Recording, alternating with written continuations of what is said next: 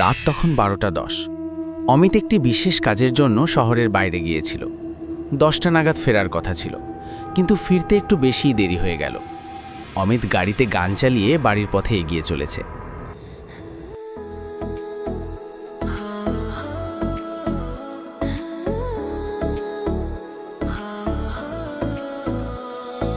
হাওয়ার মতো ছুঁয়ে গেলে মনটা আমার উড়ে যায় দূরে, চাঁদের আলো লুকায় যেন তোমার চোখের নীল সে নুপুরে।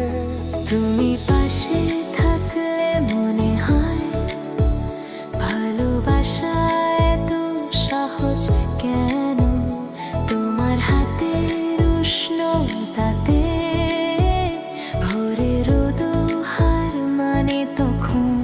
তোমার ছোঁয়া, তোমার ছোঁয়া শিউরে ওঠে আমার সমস্ত গানে।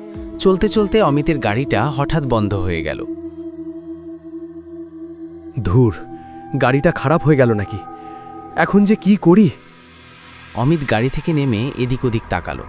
শুধু ফাঁকা রাস্তা ছাড়া আর কিছুই নজরে পড়ল না তার। সামনের দিকে একটু এগিয়ে যেতেই একটি সাইনবোর্ড দেখতে পেল, যেখানে লেখা ছিল শান্তিনগর অতিথিশালা। অমিত অনিচ্ছা সত্ত্বেও সেদিকে এগিয়ে গেল ও একটি বিশাল লোহার গেটের সামনে পৌঁছল। গেটটা মরচে ধরা। বাহ, দেখেই মনে হচ্ছে বহু বছর কেউ এখানে আসেনি। একটি দীর্ঘ উঠোন পার হয়ে অমিত মূল ভবনের দিকে এগিয়ে গেল। ভবনটি পুরনো, কাঠের কাজ করা।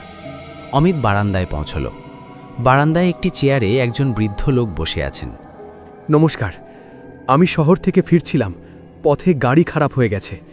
আজ রাতটা কি কোনো ঘর পাওয়া যাবে? বৃদ্ধ ধীরে ধীরে মাথা তুললেন। তার চোখ স্থির, মুখের রেখাগুলো গভীর। তিনি কোনো উত্তর দিলেন না, শুধু নীরবে একটি চাবি দেখালেন। ভেতরে যান, 16 নম্বর ঘর। এই অতিথিশালায় কেউ থাকে না, আপনি প্রথম। অমিত চাবি নিল। বৃদ্ধকে জিজ্ঞেস করল, আপনি কতক্ষণ ধরে এখানে? বৃদ্ধ আবার নীরব, শুধু তার দৃষ্টি ঘরের দিকে, শুধু বাতাসের শোঁ শোঁ শব্দ। অমিত একটি অন্ধকার সিঁড়ি বেয়ে ওপরে 16 নম্বর ঘরের দিকে যাচ্ছে। লোকটা বড্ড অদ্ভুত, কিন্তু থাকার জায়গা তো পাওয়া গেল। অমিত 16 নম্বর কক্ষের দরজা খুলল। ঘরটি পুরনো আসবাবপত্রে ভর্তি। একটি বিশাল আয়না আছে। ঠিক আছে, এটাই আমার আজকের রাতের ঠিকানা। পুরনো বটে, তবে বেশ বড়। অমিত তার ব্যাগ রাখল। মোবাইল বের করে দেখল কোনো নেটওয়ার্ক নেই। হোয়াট? এখানেও নেটওয়ার্ক নেই, একদম যোগাযোগ বিচ্ছিন্ন। হঠাৎ অমিত লক্ষ্য করল ঘরের মেঝের মাঝখানে একটি জায়গায় ধুলোর দাগ নেই, যেন খুব সম্প্রতি কেউ সেখানে দাঁড়িয়েছিল। অমিত আয়নার সামনে দাঁড়ালো। আয়নাটি ঝাপসা। সে যখন আয়না পরিষ্কার করতে গেল, দেখল আয়নার ওপর একটি ক্ষীণ আবছা হাতের ছাপ। এটা কি? কাঁচের ওপরে এমন দাগ? অমিত যখন হাতের ছাপটা ভালো করে দেখতে গেল, তখন বাইরে থেকে কেউ যেন দরজায় খসখস করে আঁচড় কাটল। অমিত সেদিকে কান না দিয়ে শুয়ে পড়ল। রাত 2টো নাগাদ অমিতের ঘুম ভেঙে গেল। পুরো বিল্ডিং যুগে পায়ে হেঁটে চলার শব্দ। শব্দটা 16 নম্বর কক্ষের ঠিক ওপরে বা পাশে। অমিত বিছানা থেকে উঠে দরজা খুলল। করিডর অন্ধকার। সে 16 নম্বর কক্ষের উল্টো দিকের বন্ধ ফ্ল্যাটের দিকে তাকিয়ে বলল, কে? কেউ আছেন? এত রাতে কে হাঁটাচলা করছে?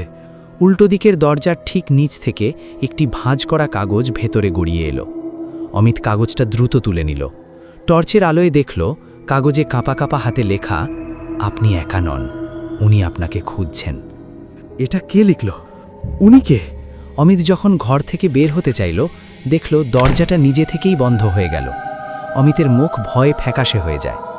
আতঙ্কিত অমিত দ্রুত ঘরের আসবাবপত্রে চোখ বোলাল। একটি পুরনো টেবিলের ড্রয়ার থেকে সে একটি ধুলোমাখা ডায়েরি খুঁজে পেল। আশা করি এখানে কোনো উত্তর আছে। ডায়েরিতে দেখা গেল প্রথম নিখোঁজ পর্যটকের লেখা। সে লিখেছে, প্রতি রাতে সে ভবনের তত্ত্বাবধায়ককে তার ঘরে হাঁটতে দেখত, কিন্তু সকালে তিনি অস্বীকার করতেন। শেষ পাতায় লেখা, তিনি আমাকে আয়নার ভেতরে। তত্ত্বাবধায়ক মানে সেই বুড়ো লোকটা? তার মানে তিনি এই অতিথিশালার অংশ? অমিত দ্রুত আয়নার দিকে তাকালো। আয়নাটি এখন স্পষ্ট। আয়নায় তার প্রতিচ্ছবি দেখা যাচ্ছে। ঠিক আছে, এটা আমি। আয়নার ভেতরের অমিতের প্রতিচ্ছবিটা হঠাৎ করে হাসল, কিন্তু বাইরে থাকা অমিত হাসেনি। আয়নার ভেতরের প্রতিচ্ছবিটা তার হাতের আঙুল দিয়ে আয়নার ওপর টোকা দিল। তোমার জায়গাটা খালি, এসো, ভেতরটা খুব শান্ত। অমিত চিৎকার করে টেবিল দিয়ে আয়না ভেঙে দিল। আয়না ভেঙে টুকরো টুকরো হয়ে গেল। আয়না ভাঙার সাথে সাথেই 16 নম্বর কক্ষের দরজা সশব্দে খুলে গেল। করিডরে সেই নীরব স্থির বৃদ্ধ তত্ত্বাবধায়ক দাঁড়িয়ে আছেন।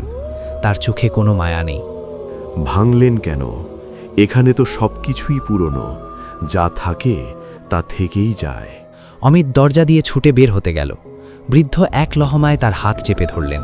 বৃদ্ধের হাত বরফের মতো ঠান্ডা। ছাড়ুন, আপনি কে? আমাকে যেতে দিন। বৃদ্ধের চোখ দুটো উজ্জ্বল হলুদ হয়ে গেল।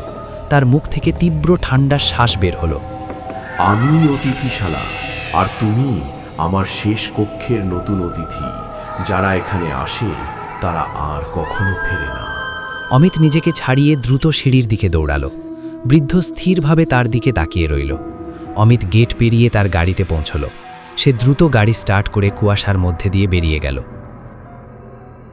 পরের দিন সকালে অমিত শহরের একটা কফি শপে বসে আছে। সে তার মোবাইলে আয়নার সেই ভাঙা ছবিটা দেখছে। অমিত মোবাইল স্ক্রোল করে দেখল তার সেই ভাঙা ছবির নিচে যেখানে ডায়েরিটা ছিল, সেখানে ছবির ভেতরেই একটি নতুন ডায়েরি যোগ হয়েছে। ডায়েরির ওপর লেখা অমিতের শেষ কথা। আমার গল্পটা তো শুরু হলো কেবল।